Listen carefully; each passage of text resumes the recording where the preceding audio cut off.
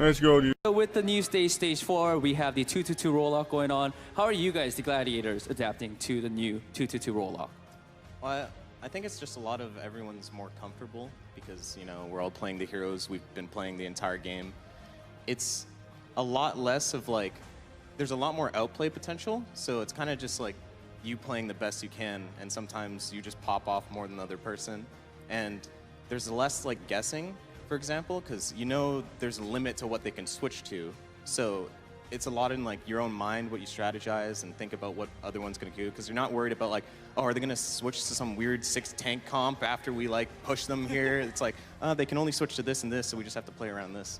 Do you personally feel like you like the 2-2-2 rollout better than the other previous metas? Of course, I actually advocated for it a long time ago before anyone talked about it, so. Awesome, well thank you so much, Shore4. Everybody give it for Shore4 and Los Angeles Gladiators one more time. Eliminated. Dragon Strike tossed through. Look at the chip down bumper. They take him low, but Haxel just casually goes in and gets himself a 3K. The dash resets coming through big for Haxel, and he's about to have that oh-so-important blade with 10 seconds remaining. Here it comes! Dashes in. That dash gives him the blade. Izayaki taken down, looking for a bit more envy. Cut out. The supercharger comes through. All of them going to be gone, and we are ticking away at the time. TM barely manages to force out that OT before having to recall. A sliver of HP left for him. They have the infrasight up. They get rid of him. Haxel coming up with the melee kills. Who needs a blade? Just dash, just melee people. He puts them up, he gets the numbers there, and they hold him just past point A. Triple dash resets the bleed down to 3.5 compared to the 5 of Shanghai. Ult's coming in, but Envy, he gets pulled in first, and Hureg, he's got the shot to help take him down, and Hureg, oh my goodness, gets the triple, goes forward up towards Coma, and he takes him down as well. Godreg, he is on the stage. Diva could cost them big when that's ready. Objects around the back trying to survive. Give it in the hell. Oh, but he's off! No he way! pulled up! On narrow corridors, have to be worried about. Sonic Arrow shows from everybody in. He's just gonna throw the Dragon Strike in there. Get him out of damage. Great hold! Oh, the Halt! Setting up Profit for the 4K. That is the kind of play we saw a lot last year from Gesture. I'm having flashbacks. Being impending. Yeah, they knew the Dragonblade was coming out, but that's a smart swap for time. He's gonna get an opportunity. Oh, the Halt! Whoa, that's Immortality field. So much damage coming through, but Profit cutting through and gets 4. The flashbang did not connect. Wow, that was some great coordination from London. You have the Halt in there, and you see Dallas, they respond with the Immortality field. Moment again where Architect is able to rip tire. Yeah, straight down, didn't have far to travel. Highly getting pocketed by Jex. That means they're both together, they both can take him down. And this all comes from Moth's res, and he was kept alive during the rip tire by Moth, who stayed with him. Fantastically done there for the shot, got the full hold. 90.2% is what they... Like you did, Jinmu, already 80% towards another barrage, 84%. This guy builds barrages insanely fast. And then he's down EQO, gets the nano boost and gets the 2K. Supercharger not quite killed, didn't hit the headshot on that one. There we go, finish it off. And Chengdu Hunter's trying to equalize. Velto gets a kill on Carpe. Do not miss. Whoa, what a shot from EQO as well. And Philadelphia Fusion relying on their Hanzo, and EQO delivering. Wow, that was the second time they nano boosted. This time, completely worth it. EQO flips out and kills everyone. Bacon Jack already back on that. Use this dive composition with the Sombra and the Doomfist to just stop the Boston Uprising before they can get a setup going with their Mei and Orisa. So Kellex actually on the Brigitte here. The position for the charge is annoying. They're just going to drop down and make it half a Color Hex to get any advantage. Kellex is just a spear on the wall at this stage, and Nero brings a fist down. That is filthy. There's not really much that RCK can do either. No amount of self-healing is going to save you from a prime-time rage in the cage. You see The guy blinks around. If I had to get you to guess what happens next, Brent, Sure. but you've already seen it. I haven't. But there's no way that you would anticipate this. He recalls, hits the very tiny little portion of the map. Oh, So goodness. let's look at this. Like, how does he even go off the map at this point? He goes over the top. And at this slight little moment that he jumps over there, he's that's like, brutal. for And like he's half a second, he's outside Still the map. trying to call himself a top DPS player, huh? Still calling himself. Don't mess with him. This is so unlucky. So unlucky. I mean, see how close he is to the edge of the map here. Look at this And he corner. still had the presence of That's mind to brutal. emote when he fell down. Yeah, Yeah. well, you know, Still giving it away. even There we then, go. he knows you hate to see it.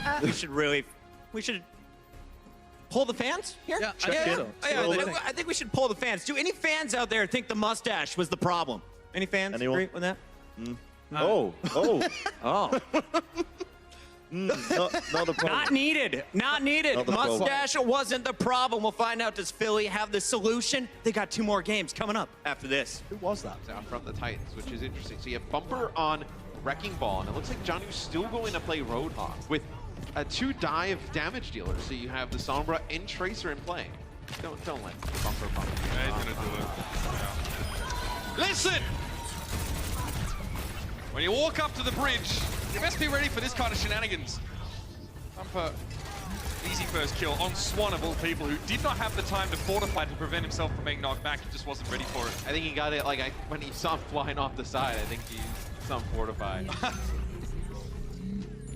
That's just a bit unlucky. Yes, we'll go with that. Mayhem going to set up here to try and make the way through the corridor, which definitely suits Orisa. She covers most of that gap with her shield, and they can walk up and early pick up BQB. Sire player! Sawyer, mate. Close to the edge. Bumper yet again. Looks like Bumper has picked up the Wrecking Ball quite well, if you remember. Yeah. Definitely some weird moments towards the end of that attacking round. Well, so towards the end, you know, I actually was, I like to look at the overhead map when you watch this. And one of the plays, so I see Bumper really low, and I saw Saya player come over here, and then Saya player dies, and I was like, what happened? The timing. So he gets the timing on the shield, it drops the pulse bomb, and then Saya player blows himself up with it, and Bumper lives somehow. It's just That is getting worked in the neutral. oh yeah, sometimes it's better to be a little bit lucky. Fine soon. That's that deadly rockets on that Ana, man. You gotta be careful. Yeah, you're right. Jake is close to the EMP. Could be big. There's a stick coming in. Puts Gray between a bomb and an icy wall place. And Houston Outlaws 2 kills already as they work towards turning this one around. They want to retake, and it looks like they're gonna get it. What a play at the end by the Outlaws. They get hacked, but they're winning the fight. It doesn't matter. The EMP just is not gonna make enough of a difference. Since we last saw you on stage, I just want to ask, how does it feel to be back on stage playing Overwatch in front of all of your fans? So yeah, I'm free, I guess. But yeah, we've been only practicing like around 2 weeks with the kind of bench boys here. So I'm like really proud of us. We made it here, won a map for the team, and really appreciate the coaches giving us a chance to play. Alrighty. Alrighty, everybody keep it up for Bisha and Fraggy one more time. Thank you guys so much. Back to you guys, casters. Yeah, Gladiators were up on stage there. That's who Bishu was. Continue it and still be such a phenomenal player is one of the most impressive aspects to me, honestly, about this guy. There's so many players. They came up in 2016, and they've just dropped off the face of the earth. But Axel remains relevant. I thought this Dragon Blade was going to get beefed, and then he finds 3 kills out at the end Absurd. of it, just by, It's his awareness. I don't understand. I don't think any other player manages to know so precisely where every one of the opponents is at the moment where he hits his Dragon Blade. He turns around in angles which make no sense, as if he has like a set of eye in the back ready. But he also knows the spacing as well. Like, you'll notice some of these blade kills, he's getting them on the maximum range of the blade swing, which takes hours and hours of practice. Like, this is a guy who has honed his craft. 3 years of practice. 3 years. of practice. An estimate of 3 years on average. Yeah, look at that as well, 3 in 1. And there was a lot of talk recently about Axel being overrated on Genji and stuff like that. That's Don't not even overrated. slightly believe it. I mean, this guy is the best Genji in the world until proven otherwise. Yeah. Yeah, that's a good point about the spacing, man. Sometimes I'm like, how? Instead, he really is making it his point in life to try and be as annoying as possible. Shinbu instantly slept, and good night. That's right, you gotta bring it up so you can whip your They gotta have fate switch to Winston and then nano him. He's like trying to just hunt him down. The card's still moving. Yeah, still going. It's almost at the end of the map, by the way. It's only Gargoyle. Gargoyle gets They hook him off the card. Oh, come on! Hashtag bring the mayhem. They hooked them off. Repel and Bumper laughing. Dude, they had Gargoyle there. He was trying to contest, and then Johnny just hooks him completely away, and then Bumper just sitting on the card on Orisa just... Oh, look at Super walking out with the golden router belt. He doesn't wear belts on his hips. He puts them over his shoulder. Sunglasses, walking out all cool. And this is the Shock going to defend their title. They may not be the Stage 3 champions, but they do have that Nighthawk Router Rumble Championship belt. There it is on the Nighthawk Router Championship. Justice looking like they're finally meshed, looking cohesive.